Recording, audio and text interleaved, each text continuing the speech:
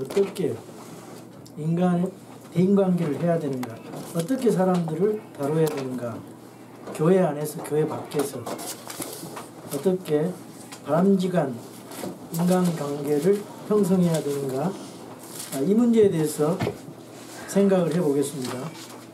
2장 전체 말씀은 진리를 실천하는 삶인데 요절이 26절에 있습니다. 26절은 영이 없는 몸이 죽은 것 같이 행위 없는 믿음도 죽었느니라. 실천해야 된다, 이 말입니다. 여기 1절에서 13절의 말씀은 부자와 가난한 자의 관계에 대해서 이제 그 예를 들어서 말씀을 하면서 이 성도가 성숙하다는 그런 의미가 뭔가, 또 성숙하지 못한 그런 의미가 뭔가, 그 차이가 바로 진리를 말로만 듣고 말로만 하느냐, 아니면은 진리를 실제로 순종하고 실행하고 실천하는가, 이런 차이라고 볼 수가 있습니다. 그러니까 그 하나님의 말씀이 순종으로 나타날 때 진짜 그것이 하나님의 말씀으로 위력을 발휘한다, 그 말입니다.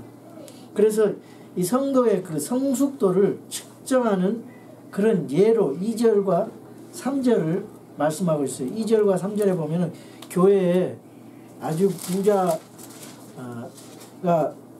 화려한 옷을 입고 들어왔는데 그 사람한테는 여기 앉으세요, 저기 앉으세요, 이렇게 잘 대접을 해주는데, 가난한 사람이 오니까 푸대접했다, 그 말입니다. 옛날에 회당에 보면은 가난한 사람들은 특별석에, 최전이라고 하는 특별석에 앉을 수 없었습니다. 항상 말석에 앉아야 됐어요. 그래서 이 성경에 보면 자리 문제 때문에 여러 가지 예수님께서 책망하는, 이렇게 이 차별대화하는 것에 대해서 악하다고 성경은 말씀하고 있습니다. 여기 요한복음 4장 20절을 보시면은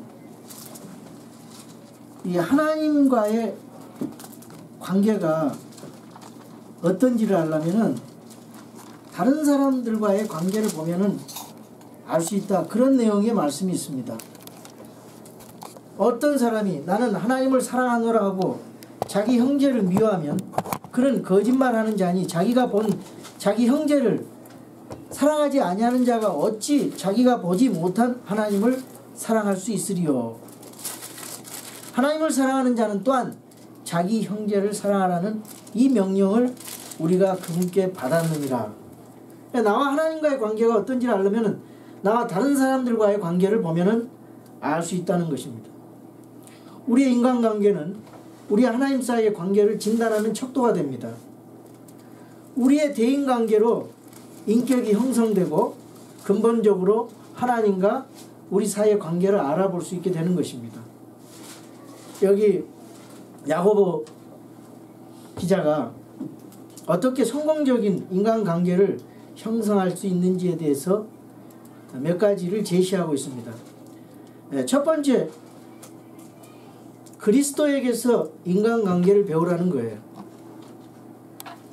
우리 그리스도인들이 훌륭한 인간관계를 맺으려면 어떻게 해야 되겠습니까?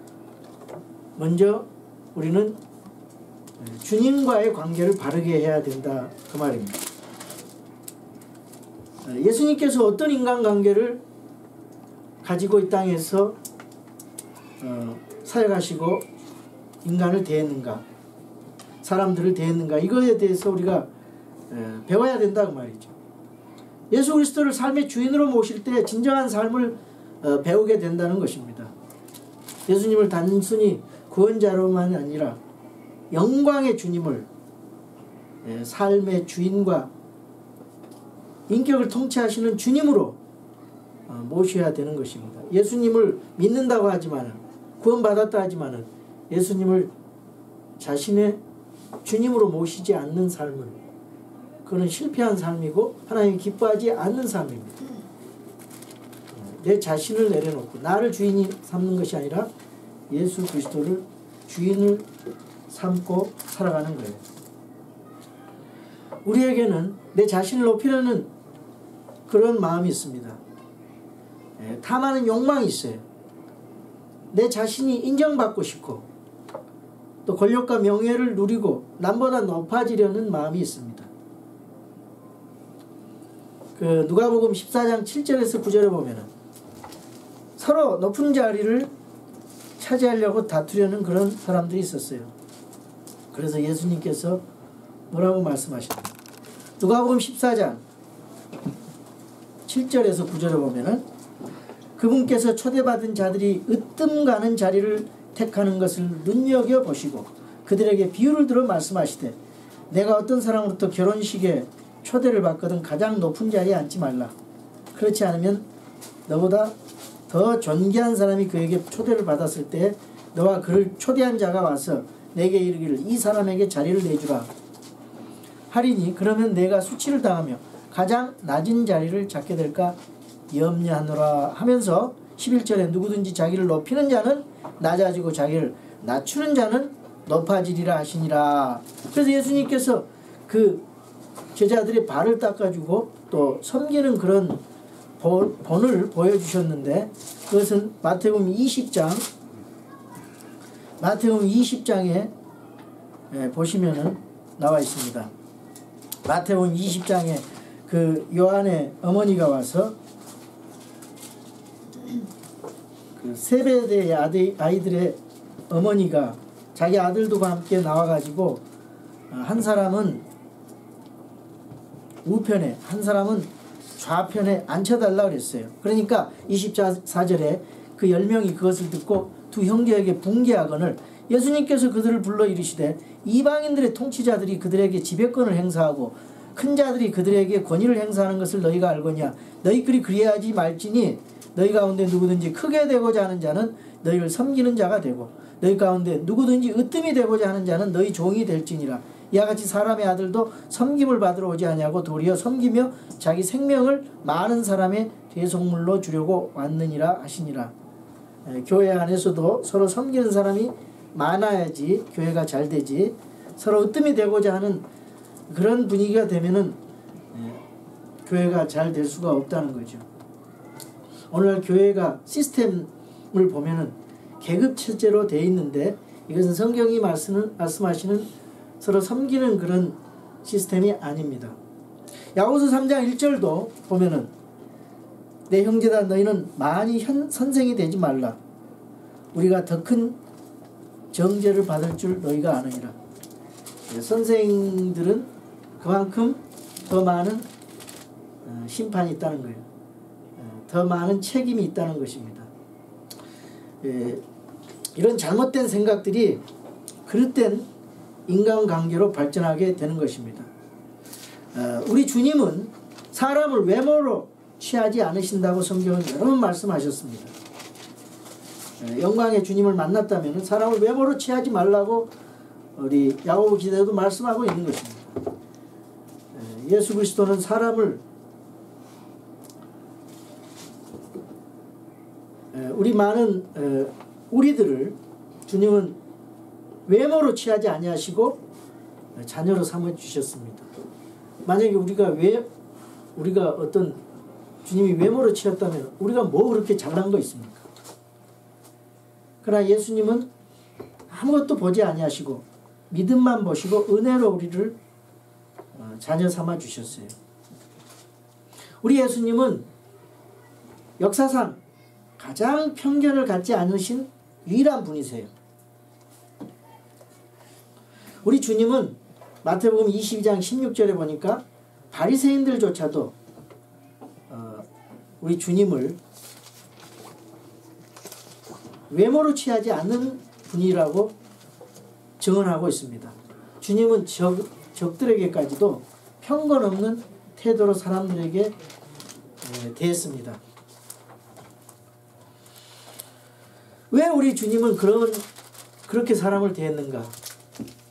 주님은 마음의 동기를 보시기 때문입니다. 겉으로 나타난 상황을 보지 아니하시고 그 마음의 동기의 순수성을 중요하게 보시는 겁니다. 그래서 과부의 엽전 2푼 그 작지만은 주님이 회당에서 헌금 드리는 걸 유심히 보셨어요. 근데 과부의 엽전 2푼을 드렸어요. 동전 2개를 했는데 그걸 귀하게 여기셨어요. 왜냐하면 그게 전 재산이거든요. 주님의 눈과 우리의 눈이 다른 것입니다. 또 주님은 사람을 평가하실 때 현재의 모습으로 평가하지 않으십니다. 그 사람 속에 있는 가능성을 보세요. 이 사람이 하나님의 말씀으로 은혜를 받으면 저 사람이 어떻게 변할 수 있는가, 그걸 보고 우리가 사람을 대해야 될 것입니다. 예수님이 12제자를 선택하실 때 무식한 어부 베드로를 선택했습니다. 베드로는 의지가 약한 사람입니다. 감정의 기복이 심한 사람입니다. 세련되지 못한 인격을 가지고 있어요. 금방 주님을 따라간다라고, 또 주님을 위해서 어디라도 죽기까지 따라간다 해놓고 조그만 어린 여자 종 앞에서 주님을 부인해 버렸습니다. 이와 같이 극단적인 사람이에요. 그러나 그 시몬 베드로를 게바라라면서 작은 조약돌이라고 이름을 부르주셨어요. 베드로가 주님을 위해서 얼마나 나중에 희생하고 헌신적인 주님의 사도로서 복음 전도로서 주님을 따라갔습니까? 그걸 다 보신 것입니다. 또 주님은 세리 마태를 보셨어요. 마태는 그 당시에 매국노였어요. 이스라엘 백성들의 세금을 많이 걷어가지고 로마에다가 더 자기가 일부는 가지고 로마에다 바쳤단 말이죠. 그런데 예수님은 이 세리 마태를 성경 기록의 위대한 그런 사람으로 가능성을 두고 선택하신 것입니다. 또 사마리아 여인에게서 그 사마리아 여인을 우연히 만난 게 아니고 주님이 찾아가서 그 사마리아 여인의 마음을 보신 거죠. 메시아를 발견하면은 그 도시에 가서 도시 전체를 변화시킬 전도자로서의 가능성을 보신 것입니다. 우리 주님이 사람의 외모를 보시지 않으신 분인데 왜 우리 주님이 그런 마음을 갖고 계시는가? 우리 주님이 사람들에게 경멸 받으시고 멸시를 받으시고 배척을 받으실 분이라고 이사야서 53장 2절에서 3절에 말씀하고 있거든요. 우리 이사야서 53장 2절과 3절을 보겠습니다. 그가 그분 앞에서 연한 초목같이 마른 땅에서 나온 뿌리같이 자랄 터이니 그에게는 모양도 없고 우아함도 없으며 우리가 그를 볼 때 그를 흠모할 만한 아름다움이 없도다. 그는 사람들에게 멸시를 당하였고 거부되었으며 슬픔의 사람이요 고통을 잘 아는 자라. 우리는 그를 피하려는 것 같이 우리의 얼굴을 감추었으며 그는 멸시를 당하였고 우리는 그를 귀히 여기지 아니하였도다. 우리 주님이 멸시당하시고 고통당하시고 배척당하신 것을 이 이사야 예언자가 주님의 그 외모를 묘사하고 있어요. 우리 주님은 참 볼품이 없었어요. 그러니까 우리가 가난한다고 해서 또 자신이 못났다고 자기 스스로 비하해서 판단하고 그 실망해버리고 자학하는 것은 아주 나쁜 거예요. 왜냐하면 주님은 여러분들 귀하게 보시거든요. 그래서 사실 우리들은 주님을 닮았어요.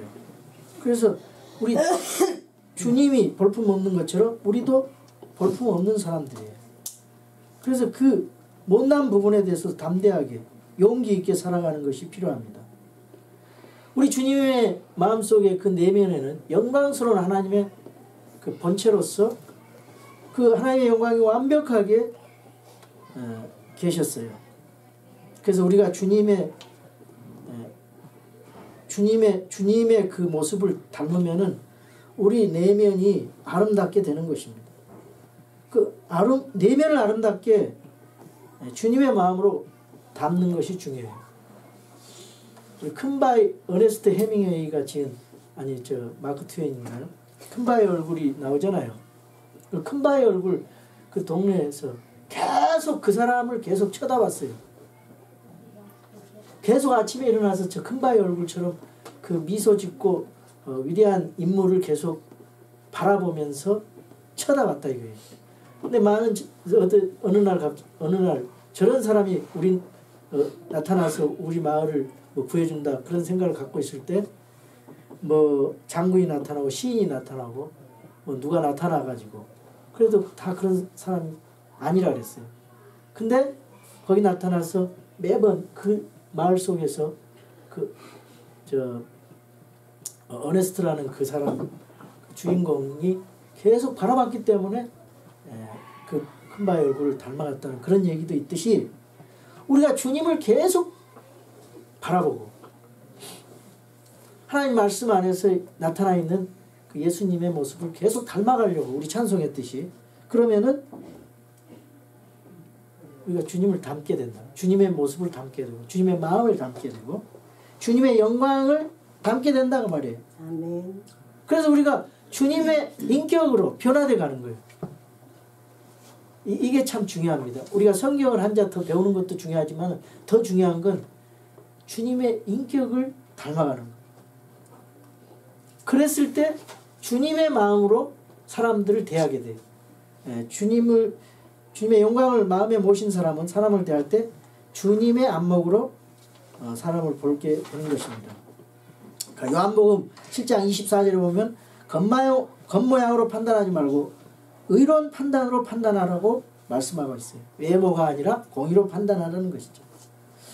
주님은 그분을 따르는 사람들을 다 형제 자매로 형제로 부르기를 부끄러워하지 않는다 그랬어요. 그리고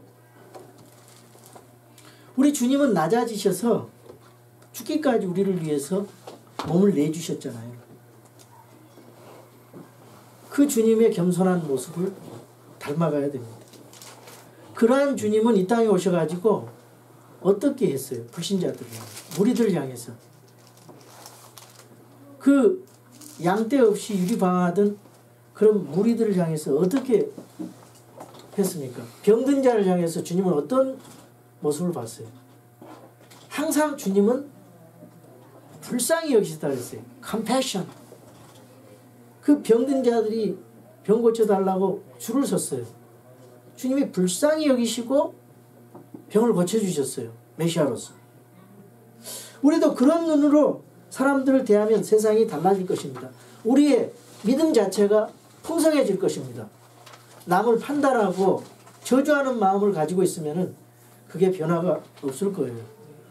아무리 미운 사람도 주님의 마음으로 불쌍히 근 마음으로 불신자 있는 주변에 있는 사람들을 불쌍히 여기는 마음으로 아무리 그 사람들이 돈이 많고 명예가 있어도 그 사람들 예수님 믿지 않으면 지옥 가잖아요. 불쌍히 여긴 마음으로 그런 마음으로 우리가 사람을 대해야 된다 이 말이에요. 우리 교회에 왔다가 오랜만에 나온 사람들 정말 친절하게 대해줘야 돼요.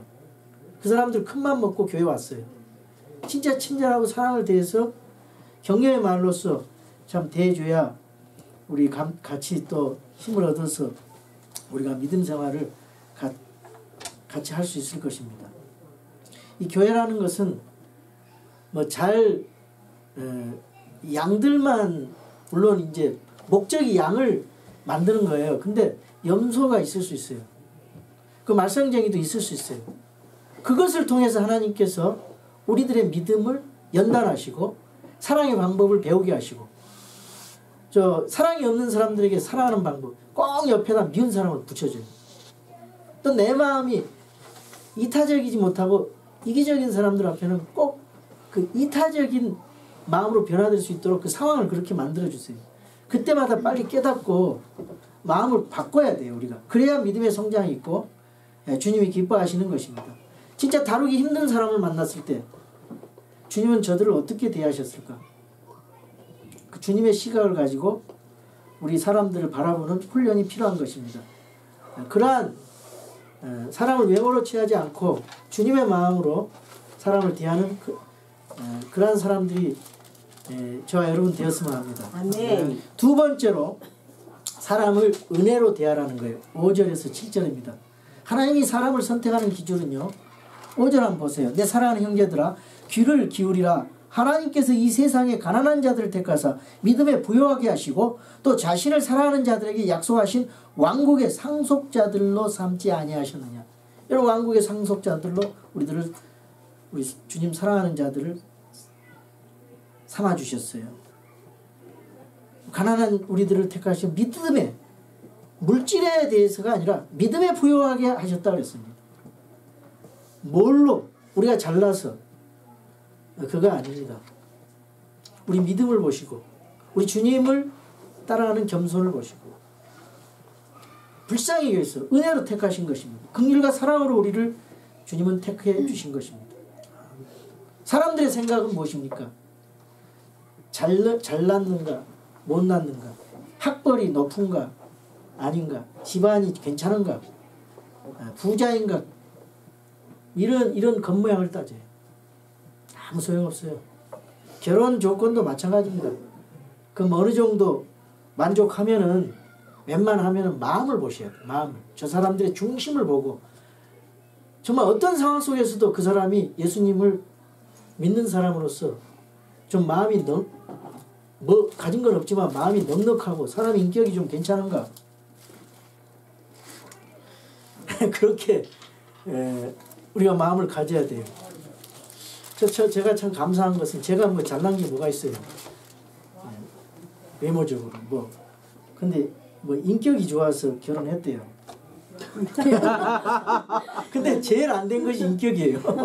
예수님 믿어도 인격이 잘 안 되는 것 같아요. 근데 우리가 꾸준히 인내하면서 주님을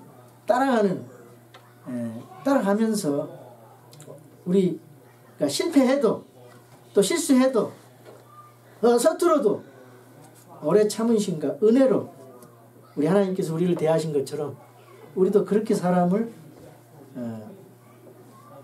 대하면서 살아가야 되는 것입니다. 하나님께서 우리 못되고 잘 못하는 거 그대로 맨날 심판하시고 벌을 줬으면 우리 나만 할 사람 있겠어요? 하나님께서 우리를 오래 참으시고 은혜로 대하시기 때문에 우리가 지금 건재하는 것입니다. 자, 고린도전서 1장 26절에서 29절을 보시면은요. 하나님께서 우리를 선택하셨는데 그 말씀을 읽어보면 너무 은혜가 돼요. 고린도전서 1장 26절을 보시기 바랍니다. 형제들아 너희를 부르신 것을 너희가 보거니와 부르심을 받은 자로서 육체를 따라 지혜로운 자가 많지 아니하고 강한 자가 많지 아니하며 고귀한 자가 많지 아니하도다. 그러나 하나님께서 지혜로운 자를 당하게 하려고 세상의 어리석은 것들을 택하시고 하나님께서 강한 것들을 당하게 하려고 세상의 약한 것들을 택하시며 하나님께서 있는 것들을 쓸모없게 하려고 세상의 천한 것들과 멸시받는 것들을 택하시고 참으로 없는 것들을 택하셨나니 이것은 어떤 육체도 자신 앞에서 자랑하지 못하게 하려 하심이라. 그러나 너희는 하나님에게서 나서 그리스도 예수님 안에 있고 예수님은 하나님에게서 나사 우리에게 지혜와 의와 성별과 후속이 되셨으니 이것은 기록된 바 자랑하는 자는 주를 자랑할지니라 함과 같게 하려 함이라. 얼마나 감사한 말씀입니까? 그래서 이런 거를 보면은 참 우리가 자랑할 것이 없구나. 천국은 자랑할 수가 없는 곳이에요. 천국은 내 자신을 자랑할 수가 없어요. 천국은 그냥 하나님의 은혜와 하나님의 은혜에 대해서 영원히 감격하며 사는 곳입니다. 천국은 영이 가난한 자들이 가는 곳이에요. 그러니까 이 마음을 가져야 돼요. 우리는 이 마음을 가져야 돼요. 상한 마음을 가져야 됩니다. 겸손한 마음. 오직 주님만을 자랑하는 마음.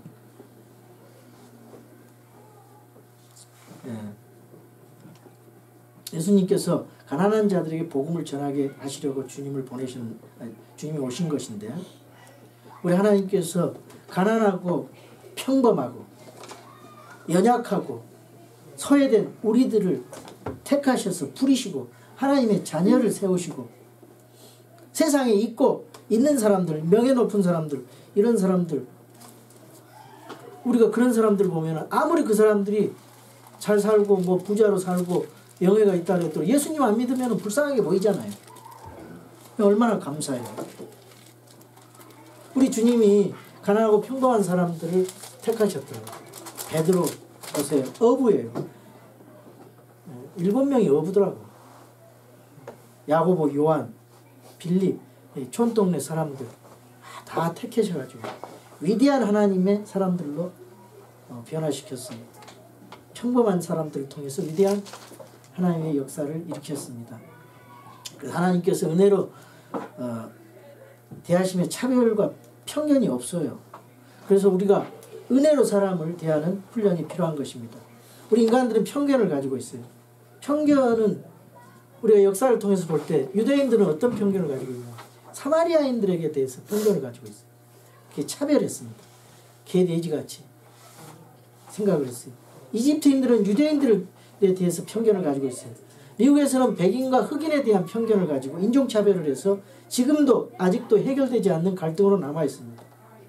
또 부자와 가난한 자에 대한 편견, 그리고 지식인과 비지식인, 권력자와 피권력자 간의 편견과 차별이 존재합니다. 주님 오실 때까지 그건 존재하게 돼 있어요. 이걸 해결할 수 있는 방법은 오로지 복음뿐이에요.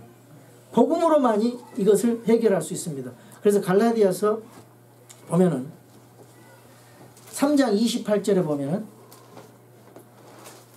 갈라디아서 3장 28절, 거기에는 유대인이나 그리스인이나 매인자나 자유론자가 없으며 남자나 여자가 없나니 너희는 다 그리스도 예수님 안에서 본성적으로 신분적으로 하나라는 얘기예요. 이 말 말고 다른 말씀이 또 질서가 없다는 그 말이 아니에요. 분명히 질서가 있어요.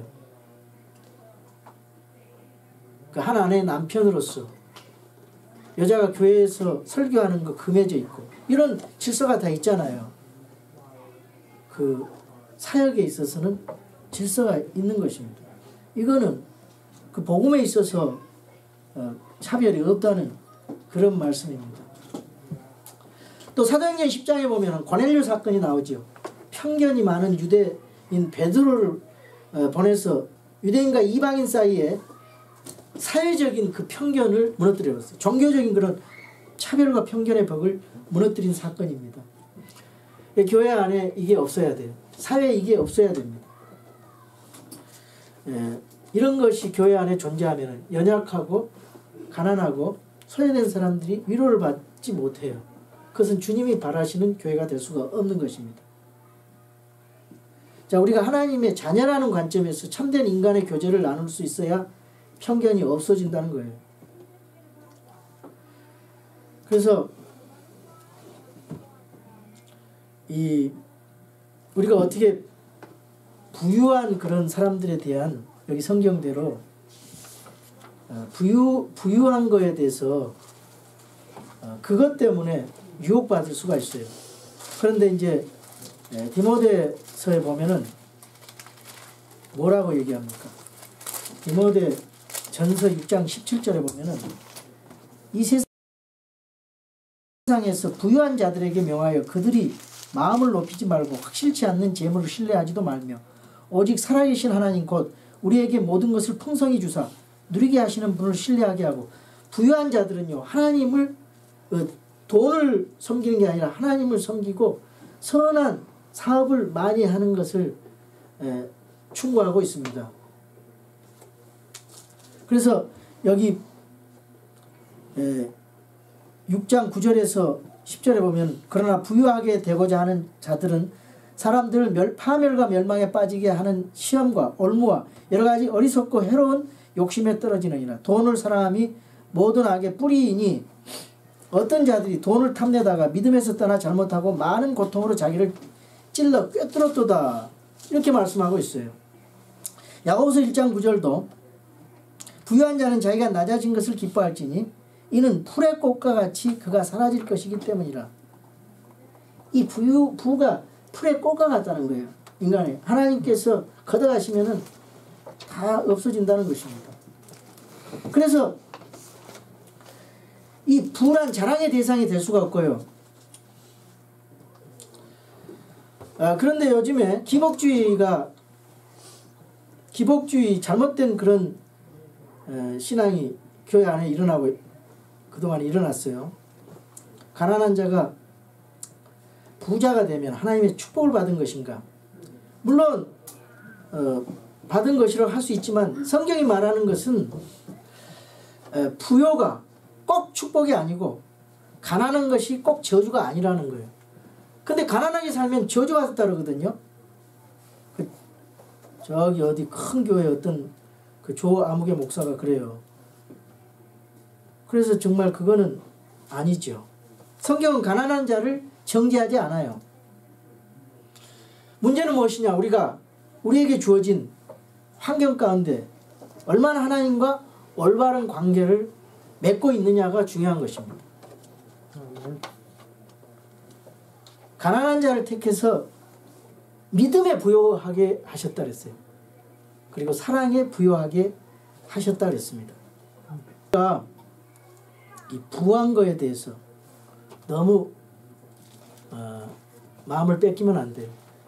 누가복음 12장에 보면 어리석은 부자 농부 얘기가 나와요. 어느 밤 죽으면 그것이 네 것이 되겠는가? 그러니까 물질의 기준을 가지고 사람을 평가하면 안 돼요. 교회 안에서도요. 큰 교회 같은데 이런 게 있대요. 가난한 사람은 1년 12달 신방을 안 온대요. 근데 좀 부유한 데는 신방을 자주 간다는 거예요. 굉장히 잘못된 거죠. 그리스도인에게 있어서 풍성한 믿음과 사랑의 부가 중요하다는 거예요. 우리는 주 안에서 은혜로 사람을 볼 수 있겠습니까? 이런 하나님의 말씀의 기준으로 볼 수 있느냐 이 말이에요. 우리가 얼마나 주 안에서 부유한 사람입니까?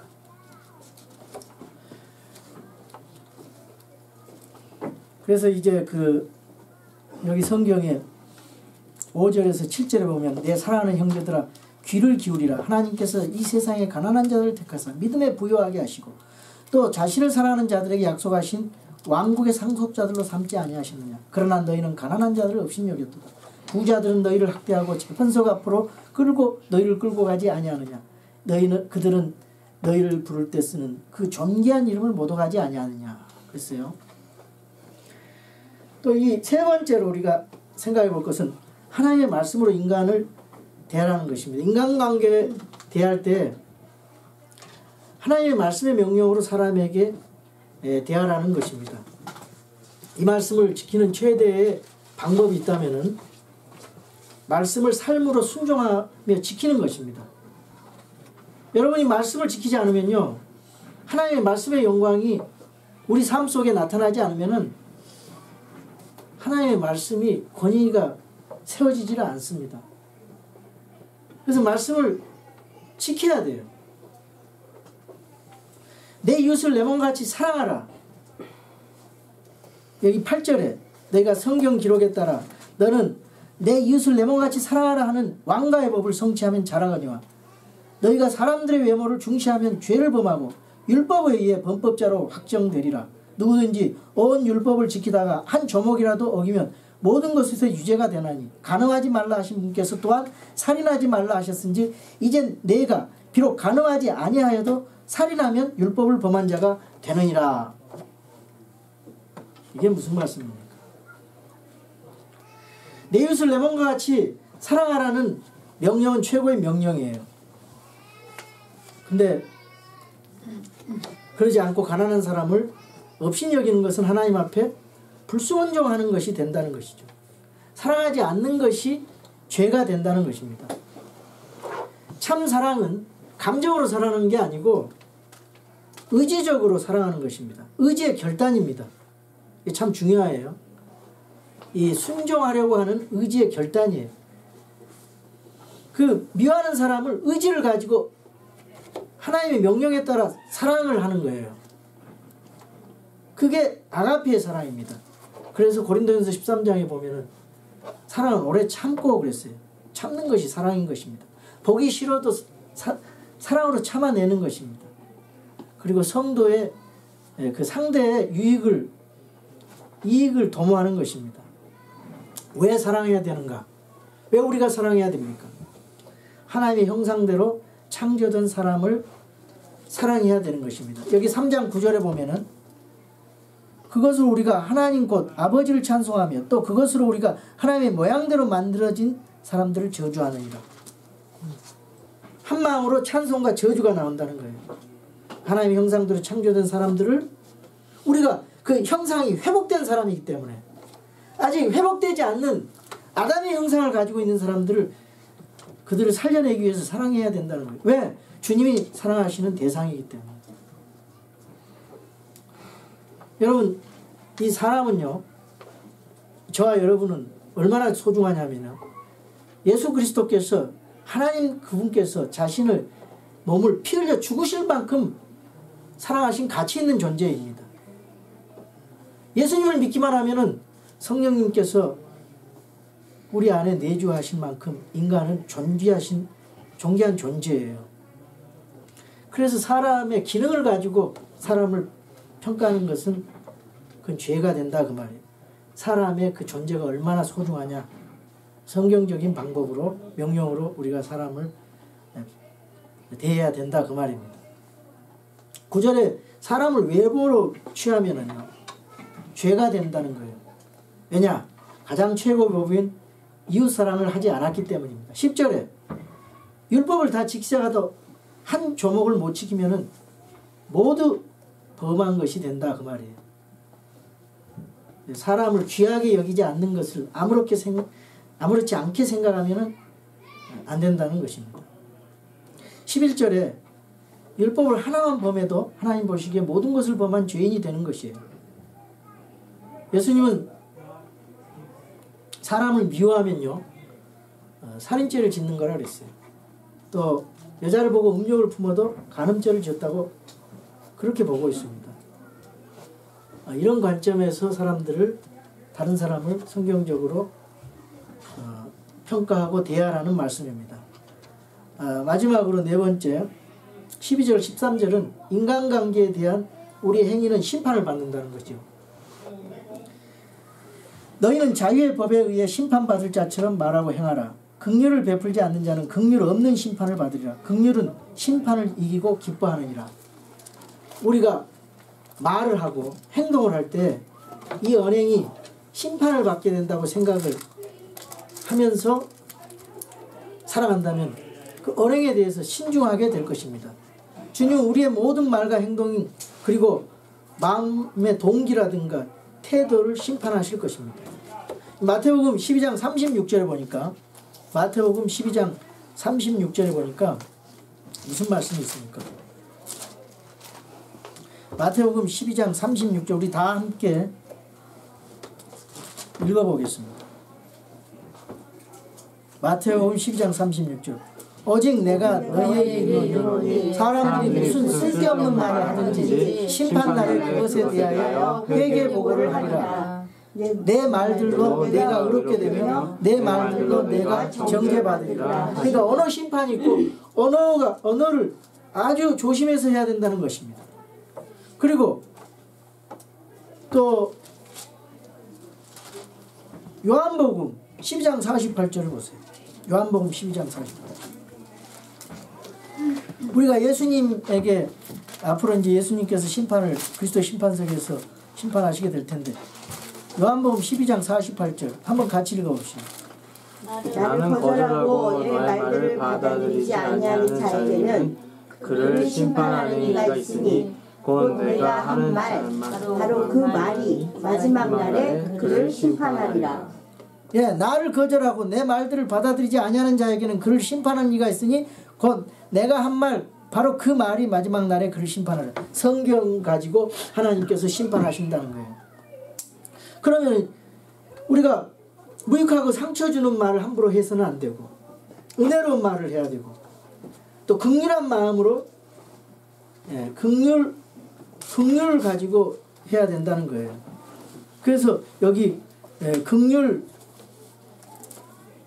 뭐라고 되어 있어요? 본절에. 긍휼을 베풀지 않는 자는 긍휼 없는 심판을 받는다 했고, 긍휼은 심판을 이기고 기뻐한다 했어요. 긍휼이라는 것은 뭐냐? 컴패션이란 말인데, 함께 패션, 감정을 갖는다 그 말이에요. 함께 느낀다는 거예요.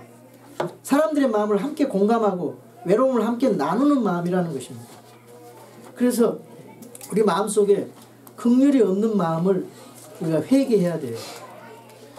긍휼히 여기는 자는 긍휼히 여김을 받을 것이라. 복이 있다 그랬고 긍휼히 여김을 받는다 그랬어요. 우리가 남을 불쌍히 여기면은 남도 우리를 불쌍히 여기게 될 것입니다. 우리가 남을 관용을 베풀면은 남들 우리도 관용을 받게 될 것입니다. 이것이 참으로 귀한 축복입니다. 오늘 본문 말씀은 그리스도인들이 형성해야 될 인격의 문제를 다루면서 어떻게 대인관계를 해야 되는가에 대해서 말씀했어요. 첫 번째, 그리스도를 주로 모시고 은혜로 사람들을 다루고 말씀의 명령에 따라 사람을 다하고 인간관계에서 언행과 마음의 태도는 심판받게 될 것을 기억하면서 언행과 마음의 태도에 조심하는 저와 여러분이 됩시다. 아멘. 마태복음 7장 12절에 말씀 마지막으로 한번 황금률 읽고 마치겠습니다. 마태복음 7장 12절.